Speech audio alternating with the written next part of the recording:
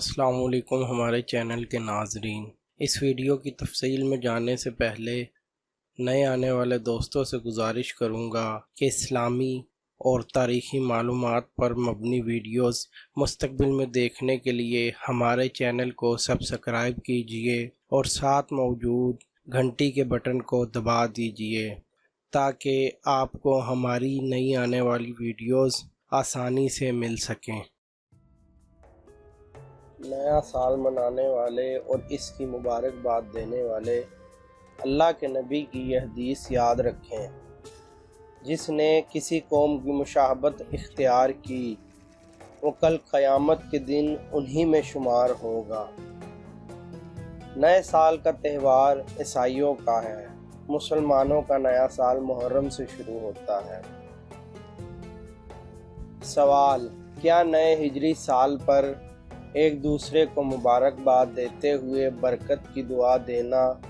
یا ہر سال تم خیریت سے رہو کہنا یا کوئی خط وغیرہ ارسال کرنا جس میں اسے نئے سال کی خیر و برکت کی دعا لکھنا جائز ہے؟ شیخ محمد بن صالح عثیمین رحمہ اللہ سے پوچھا گیا کہ نئے سال کی مبارکباد دینے کا حکم کیا ہے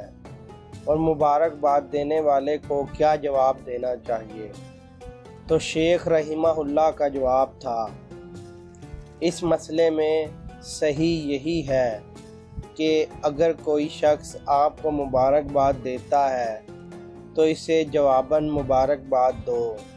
لیکن اسے نئے سال کی مبارکباد دینے میں خود پہل نہ کرو۔ مثلاً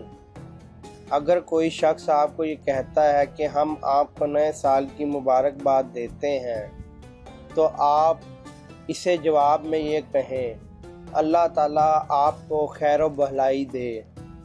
اور اسے خیر و برکت کا سال بنائے،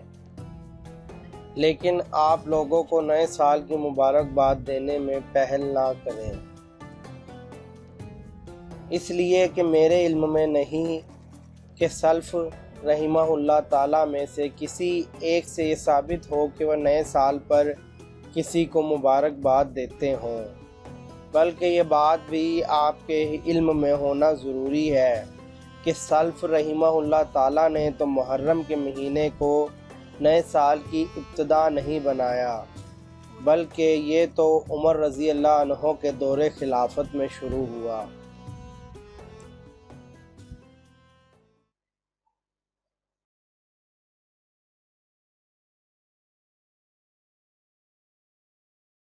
اگر آپ کو یہ ویڈیو اچھی لگی ہو تو اس کو لائک کیجیے اور اس کو اپنے دوستوں کے ساتھ شیئر کیجیے، اور مستقبل میں اس طرح کی معلوماتی ویڈیوز دیکھنے کے لیے ہمارے چینل کو سبسکرائب کیجیے۔ جزاک اللہ۔